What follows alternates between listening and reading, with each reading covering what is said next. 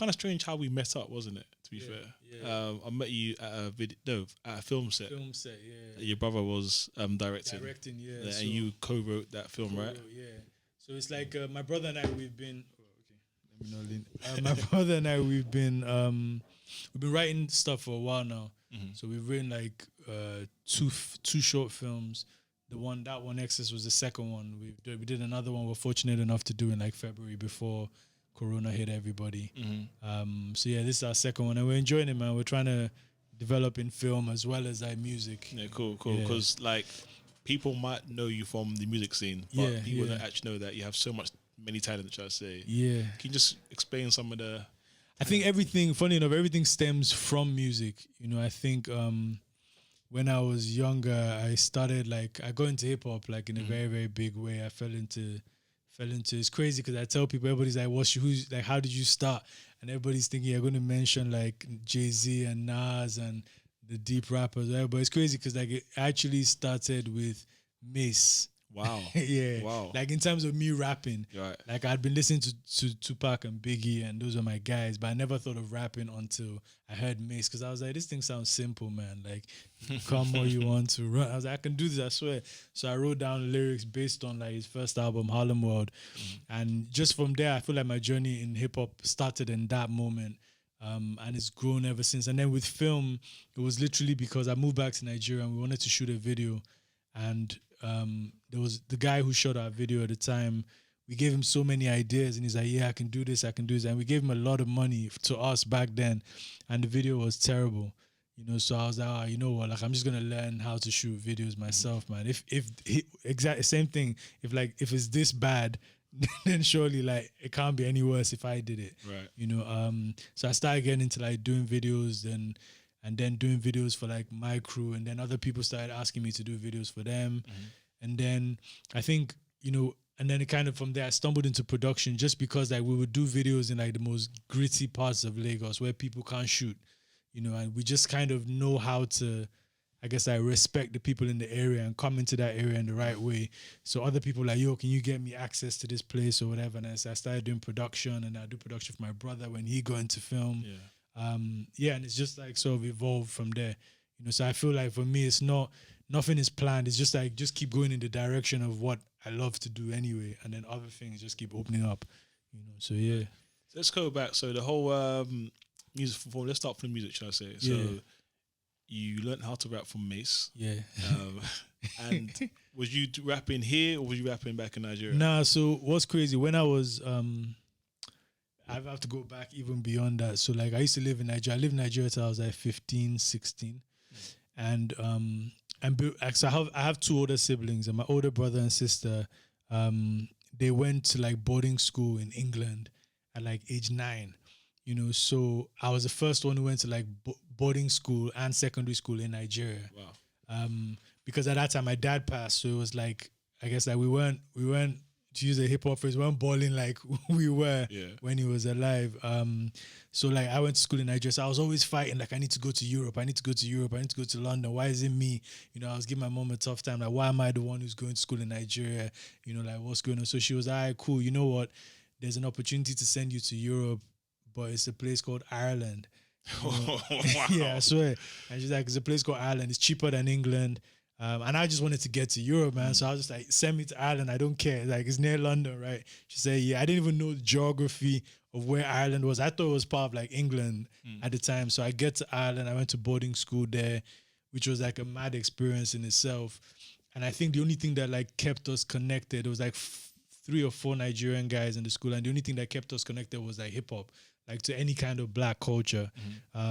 You know, I remember that time they did like MTV Music Awards in Dublin, and like Puff Daddy and the fam came out, and we were there. We were like super gassed. Were you there wearing your like shiny suits and stuff? We wore like Averex jackets. Wow. We went out. It was crazy because that's even another story. Like, so Puff Daddy and them got in a fight in the club, and we were like, we got in the fight for them. We didn't even know them. We've never spoken to Puff Daddy in a day in this life. And we were probably like 17, 18-year-old kids, but we just knew that our heroes are fighting. So we just like jumped in. But over then in Ireland, like we would always go to like HMV and all these places and buy hip-hop CDs every week. Like that's all I would spend my money on, hip-hop CDs, like Nas, Mace, Busta Rhymes, Eminem's first album, like all of those are like, and that was like our main form of connection to any form of blackness, because at that point there was no black people in Dublin. Like literally no black. Like you see another black person, you've never met him, you stop on the road and you be like, hey, what's up, man? Where are you from? You know?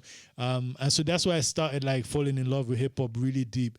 Like I remember my older brother, when he would come on visit, he would bring like Brand Nubian and Fushnikins and Ice-T and Snoop Dogg. And those albums shaped me. But like I think where I turned it into from just like something I loved to like an obsession was when I was in Dublin. You know, yeah. And how did you meet up with your partner for the Show Dem Camp? After Dublin, I went to university in Coventry. And then when I got there, like at the time I was rapping, and like in Dublin, my rap name was like Golden Child. You know, so I was like, yeah, I'm the Golden Child. And then I get to Coventry, and then they're like, yeah, this other Nigerian guy who's like the best rapper, because he was a year above me. So they're like, this guy is the baddest rapper in the university. He's Nigerian. His name is the Golden Child. I was like, what? Like they were like, yeah. I was like, nah, man, I'm the Golden Child. You got to to battle him out, man. Yeah, so that's how we met. Oh, literally, really, it was a battle. Like we had like everyone was like, and I think he hadn't come back to uni then. I was a fresher, so I said I'm the best. Blah blah blah. They heard me rap. They're like, yeah, he's actually quite nice. Like we should set up a battle between you and the real Golden Child when he comes back. And I was like, yeah, like bring it. So I go to his house. Like literally almost every Nigerian at the uni, and Coventry was a Nigerian uni at the time. Like so it was like full of people.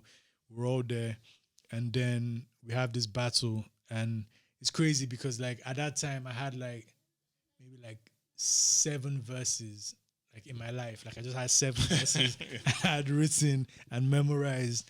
And so I did, and all my verses were like battle type verses, you know. So like I did the first verse, he did a verse. I did the second verse, he did a verse. Then we got to like 7, and I was like, okay, you know what? Like I have to give him this 7th verse, because if he has anything else, I'm done. So I did the 7th verse. He done like a 7th verse. I'm like, damn, man, I can't. And it was a packed house, girls, guys, everything. So like that summer, I'd gone to America, and I bought, you know, these guys just standing on the roadside. Yeah. One of them was like, yo, you need to buy this mixtape, bro. It's the dopest mixtape. Yo, buy it. Like, so I bought this mixtape. It was like Shyne Poe. But this is like before he had signed to like Bad Boy. So I had all these lyrics from like this mixtape that, you know, of Shyne Poe, like that nobody else had heard. So when I got to like the 7th verse and I'd run out of verses, I start like doing Shyne verses, and like nobody else had heard them. So they were like, boy, this guy is sick. You know, and then at the end, everybody was, oh, nah, man, nah, this is too much. And like they were just like, I think they called it a draw or something. And then like maybe like 5 months later, I remember I was like in front of the school cafeteria, and one of like my elders or whatever like came, he pulled up in his car, he's like, yo, come. So I come, and he's like, yo, listen to this.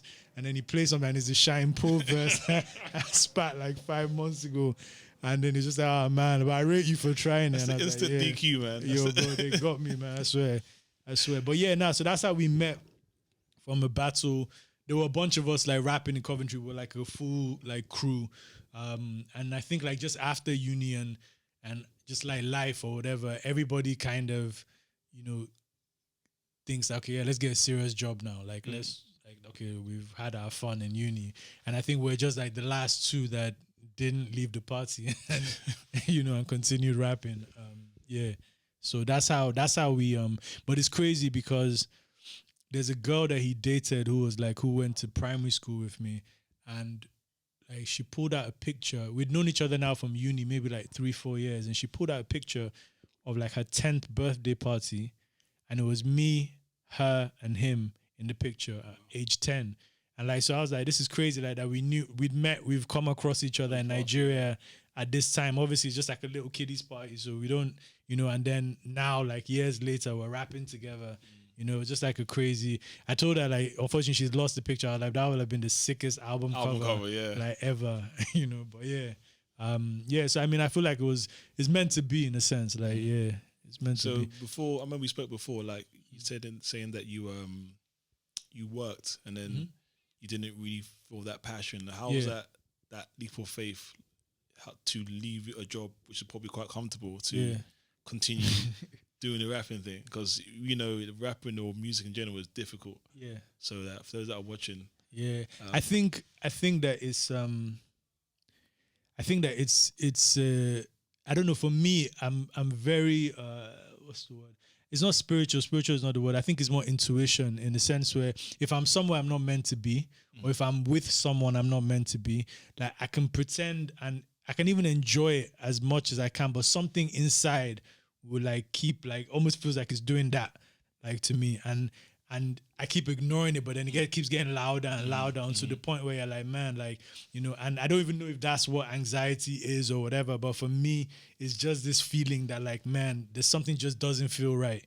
And it's hard to quantify. Like sometimes in relationships, like I'm like, unfortunately, like this, like I try everything. That's the thing that I've noticed about myself. Like in a relationship, at work, I think, okay, maybe I need to work harder. Yeah. You know, maybe I need to like do it more. Maybe I need to show up more. Maybe I need to show up less. Maybe I need to relax. Maybe I need to, you know, you try every single angle and you realize that this feeling is still there.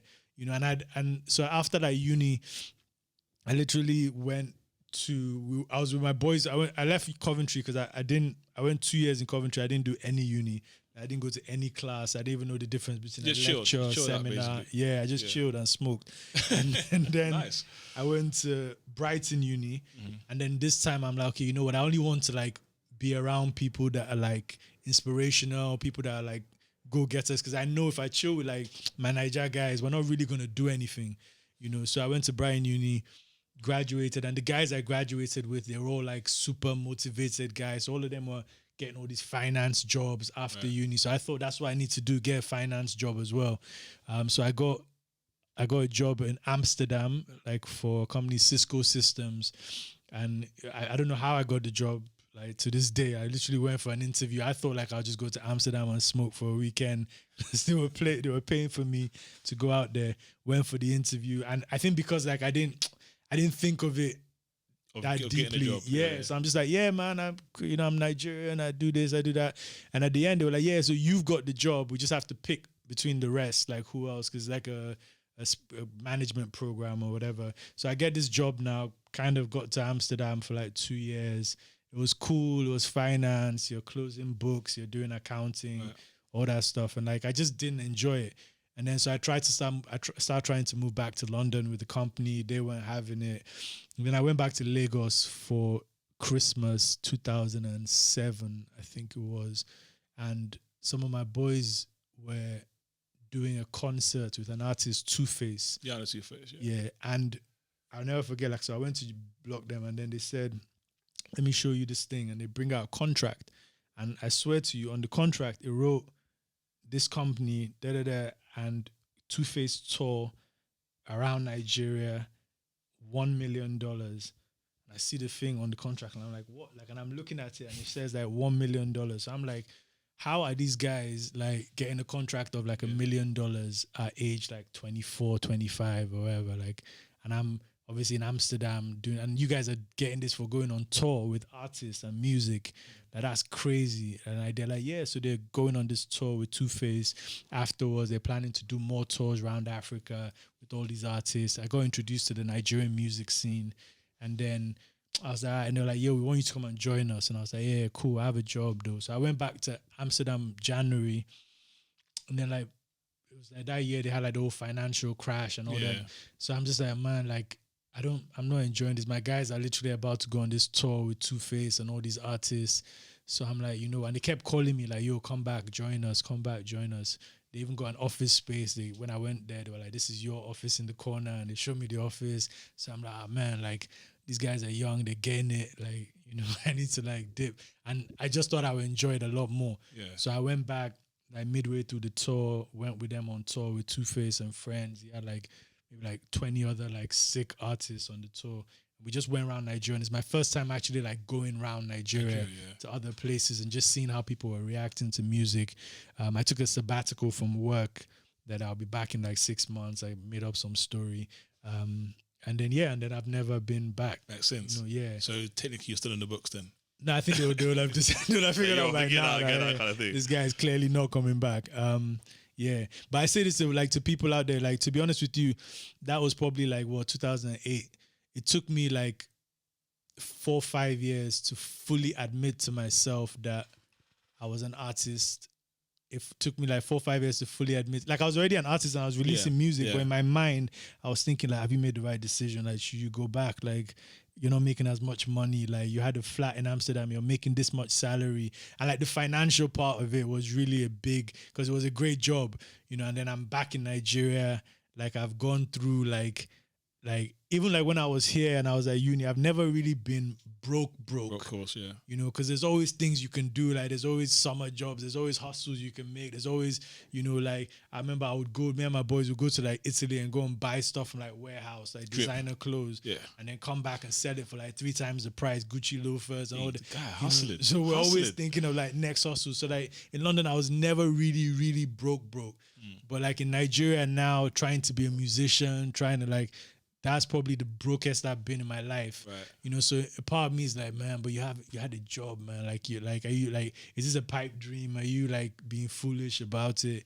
And it's just that like that doubt. So like maybe like 5 years after was when I was finally able to say, actually, I claim this with my chest, man. Like this is something I say that I'm doing and I know that I'm proud to do. And this is like, there's no more in or out. Like this is fully my focus, yeah. So when you were touring and stuff, what song got the most reaction? Man, I think that, for us, when I first went on that tour, I didn't even perform. Like my boys were doing the tour as like the tour organizers. So I was just there watching, like seeing how like Two-Face, there were a bunch of artists then, Nice, Banj, all these guys, and they were super early in their come up as well. Maybe they'd been in the game not too long at that stage. So, but just seeing that people going crazy to these guys, like it was like stadium size, like audiences, and they were just going mad.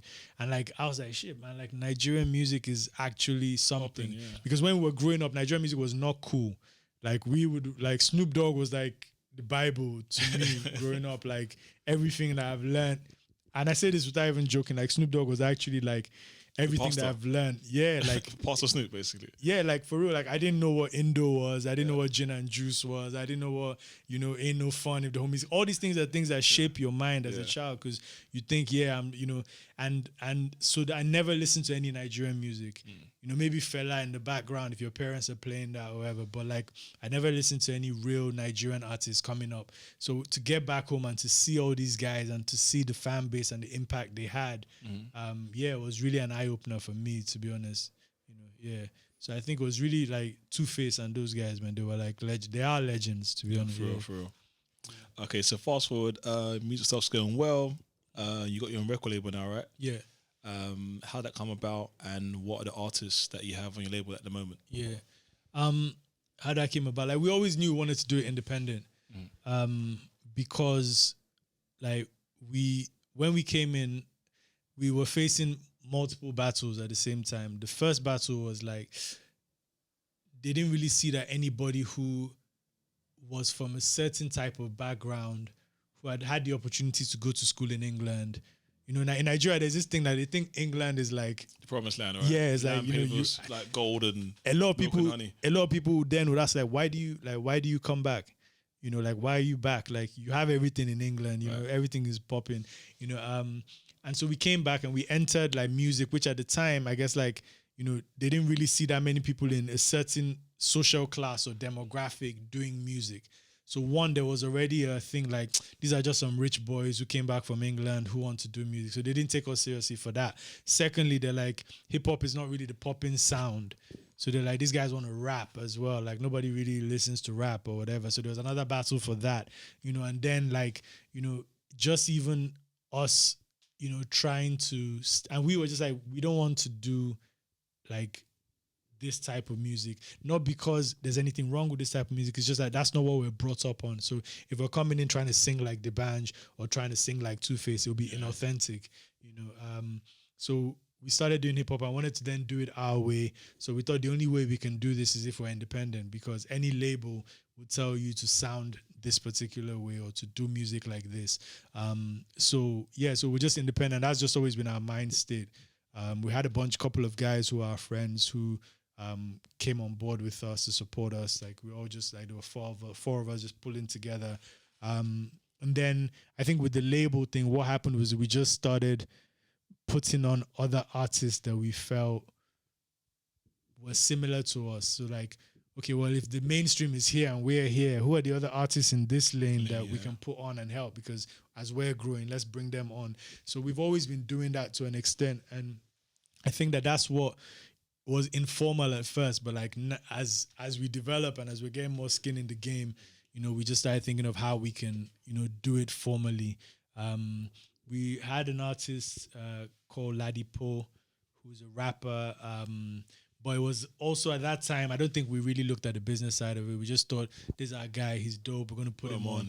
Yeah, but we never really signed contracts or did nothing. We just, like, we're all just mobbing together. He's signed now to a company called Maven, who are like one of the biggest labels in Africa at the moment.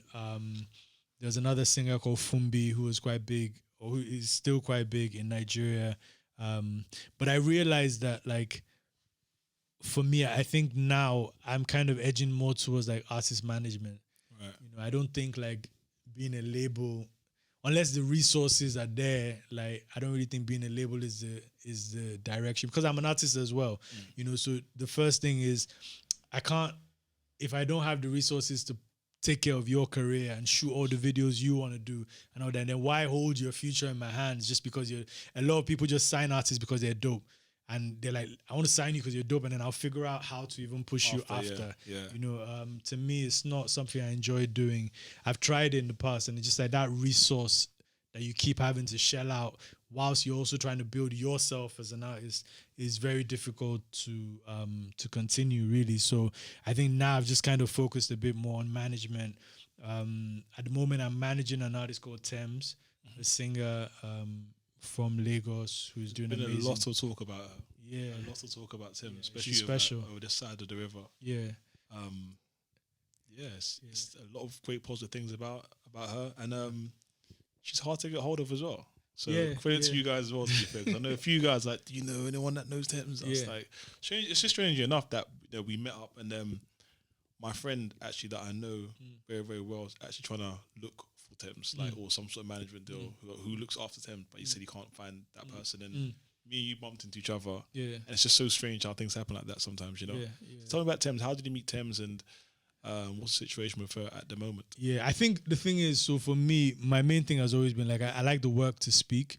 And so with Tems, like I've not, because I'm an artist also, like I don't put it out there too much like that. I'm managing it. In fact, there's another guy in our team, Muiwa, who is more of her day-to-day manager. I'm happy for him to be in the forefront. The limelight, right? You trying to the back. Just mainly because as I'm an artist and I've built so many relationships, I think that people automatically are like, yo, Wale, well, boys, get Tems on this track for me, or get Tems on, and I have to let them know, like, it's not that kind of like situation. You know, she's an artist in her own right. She's doing her own thing. It's not like, and it's up to her to say whether she wants to do it or not. I can't influence that. So I try and stay in the backgrounds a little bit, just because there's too many people that want favors and want too many things. Yeah. But yeah, no, I heard a song. There was a girl I used to be very close with, who came around once, and we had this thing where she'd always put me on to new music. So we like literally just like pass the aux cord to each other. Like I'll play a song, she play a song, I'll play a song, she play, and then she played this one song, and she passed it back, and I was like, no, play again. And she played it again. I was like, who's that? Because her voice just like stood out to me, and you know, and just like the way it's like, I think one of the things, I don't even know if Tems knows it herself, like I feel we live in a world where everybody tries to project that they're perfect, you know. And on the track I heard, it was like really great, but there's even bits in the track where you could tell her voice like broke in a particular part, and any other singer would have been like, no, let me take that back and re-sing that note or whatever, but she left it in. And I was like, oh man, like who is this person? So I went to Instagram, checked on her Instagram, which mutual friends do we have. I saw a friend of mine, a girl called Felicia, who I went to uni in Brighton with, was like... Wow, that's a strange combination to all the way from back here and back in Nigeria. Yeah. Crazy. No, it's totally crazy, man. But that's the way my life like always works, in a weird way.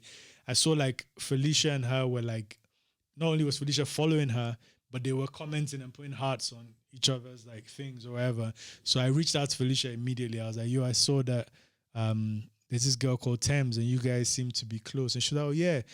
Crazy story is when Felicia now just moved back to Lagos, we all went to the beach one day and she came with her little cousin. And her little cousin was probably like 17 or something. So the little cousin just sat in the corner. We all played like drinking games. We all smoked and we're just doing whatever. And so she was like, yeah, like that little cousin was Tems. Like that's who I brought like that day. Like you just don't remember, you know. And yeah, and I think it was once as well. We went to dinner and she brought Tems as well. But I didn't remember because that's her little cousin, you know. So I was like, yeah, listen, put me in touch with her. Then she put me in touch. I invited her to the studio. She came and did a couple of songs with us. From hanging out with us, she met a bunch of other artists. She featured on a bunch of other artist projects.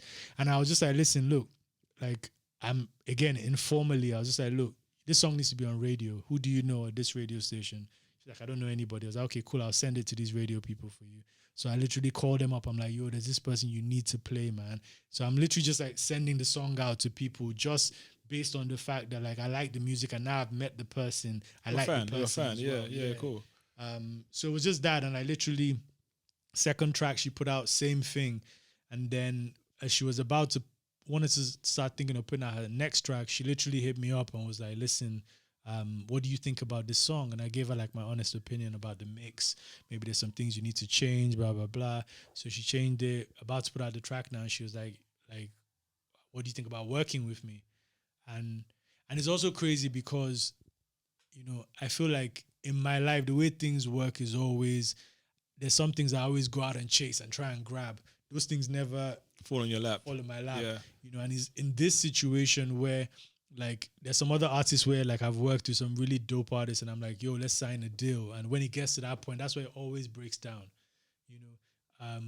And then now with this artist, one, she asked me to be a part of it, which is already a thing. And I was like, look, the only way I can be a part of it is if we have a contract between us, so everybody knows what she's.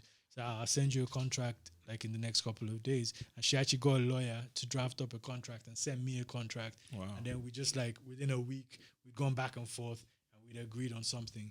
You know, so it was just like, to me, it was just a sign that okay, like certain things that just come to you are meant to be yours. Yeah, if exactly. If they're yours, if it belongs to you. Yeah. Belongs to you, I get you know, and I feel like just in going on this journey, we've been working together for like maybe close to a year and a half now, formally.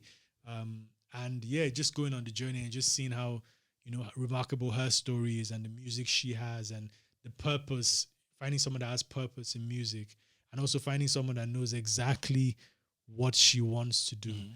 So she writes all her music, produces all her music, writes her video treatments, writes like, you know, she does mood boards for album cover. It's crazy. Like she knows exactly what she wants to do. You know, and it's very got it easy, have you? You just got it easy, just sit back, chill. Yeah, it's literally just like amplify it and also find the best people to execute it. Right. You know, like, and obviously you got the video company as well. So yeah, you guys shoot all the videos. It's all like kind of an in-house production kind of thing. Funny enough, with her, like it's crazy. Like I actually haven't shot her videos before. That's the crazy part. I actually haven't shot her video because the first video she put out, Try Me, I was meant to shoot it. And like, it's almost like how, you know how you say, like, I was watching a detective show yesterday and like, maybe like someone, I don't know, a crime against your cousin. If you're a policeman, you're not meant to do that, investigate conflict of interest kind of thing. Yeah, exactly. Okay. I almost feel like that, like, because we're this passionate about it, I would rather like put the workload on somebody else and just oversee that process. It's too close to me. Like the music is too close to me. I hear you. Yeah. What's the future? How does the future look like for the label, Tems and yourself going forward? I think for Tems, first I'll start there. I think her future is going to be, in my opinion, as one of the most special artists to come out of Nigeria and Africa. And I say that because beyond even just the music, she's very passionate about showing other women in that space, in a society where, like, you know, women are sort of always, their views are always suppressed. You know, their creativity is always suppressed. Them objectified as well. Yeah, objectified as well. You know, showing women that, like, you know, you can actually do all these things. You can actually do. I feel like a lot of artists that have come out and done music, women that are doing, like, I guess, Afrobeats and stuff now, a lot of them are competing with the guys. and a lot of them are making music equally as great as the guys. But I feel what gets lost in that competition is their own voice. You know, so it's like, this is what, let me show I can do this better than Wizkid. Let me show that I can do this better than Burna Boy. You know, but it's not even about what they're doing. It's about what do you want to do and what do you want to bring. And I think that's why Tems is unique, because she's not necessarily competing. She's just trying to project her own mission out there to people. I also think, like, you know, she wants to do stuff later down the line, like, you know, help women get into production and you know, basically empower themselves to do more creative movement. things. It sounds like a movement. Exactly. You know, and so for me, I think that, like, if we can achieve, Lord willing, like achieve like even half of the things we're setting out to achieve, will be a very beautiful story for her and with her. I think with regards to like label, more and more I'm getting back into, for some reason I always just find new artists, like, because I love music. So somebody's always just sharing, yo, check out this guy's album. I'm like, yo, this is dope. And then I literally follow the person on Instagram or whatever. And 90% of the time, because of the type of music and the way we look at music, a person might hit me back and just be like, oh, yo, thanks for the follow. And then the conversation starts, you know. And so I feel just being able to always find these new voices, I want to create a platform for these new voices. I think what's happening now in African music is you find a lot of record labels coming in to the space, but I don't think they really understand what it is. They've just heard there's gold there, and they're rushing in to go and dig the gold. They don't know how they're going to package the gold. They don't know how they're going to help. You know, my own is like, okay, you're taking the gold, but how are you helping the guys on ground? How are you helping build an industry? How are you helping train people? How are you helping? So for me, it's about like creating a label or a music company that is African owned, first of all, because it's important for us to have ownership of our music and our narrative, more importantly.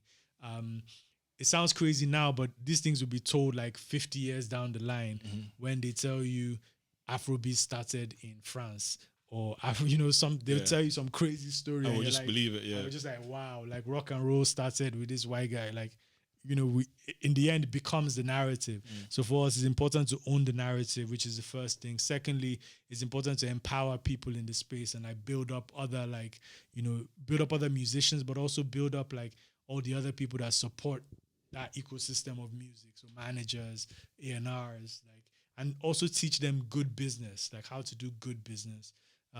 So it's important. I think that's where we're looking to go. I'm not averse, so I'll put it as well. Like, I'm not averse to working with foreign corporations. It's just that, like, if you're coming into like our kitchen, you have to also respect the fact that it's our kitchen, and we can tell you where the spoons are to be kept. We can tell you where the plates are to be kept. And as long as you're cool with that, we can have a great partnership, you know. And so for me, because they have the international exposure, they have the international platform, they have all those tools. So it'd be stupid of me to say we don't want to partner or get into relationships with them. It's just that we need to get into equitable relationships. I think mutually equitable. So that's what we're trying to do. We Show Dem Camp. I really just want to become like the Roots.